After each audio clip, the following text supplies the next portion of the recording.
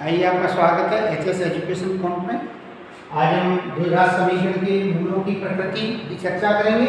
द्विघात समीकरण ax² + bx + c = 0 के प्रकार के होते हैं। उसके लिए सबसे पहले हमें विभक्त कर ज्ञात होना चाहिए। d = b² - 4ac, ये उसका फॉर्मूला है। d = b² - 4ac।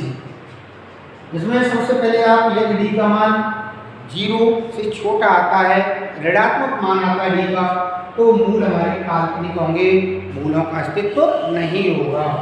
Second number, यदि d का मान आपका 0 के बराबर आता है तो मूल हमारे वास्तविक होंगे, समान होंगे और परिमेय होंगे। समान से हमारा तात्पर्य कि मूल दोनों बराबर बराबर आएंगे, x के दोनों मान बराबर होंगे, और परिमेय से तात्पर्य p/q के रूप में लिखा जा सकता है। आगे d का मान अगर 0 से बड़ा है तो दो कंडीशन होंगी, या तो पूर्ण वर्ग संख्या होगी अथवा अपूर्ण वर्ग संख्या होगी।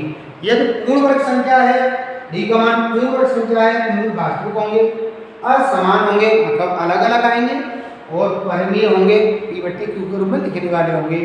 यदि d का मान बड़ा तो है लेकिन पूर्ण वर्ग संख्या नहीं है तो मूल हमारे वास्तविक होंगे, असमान भी होंगे मतलब भिन्न भिन्न आएंगे, और अपरिमेय होंगे।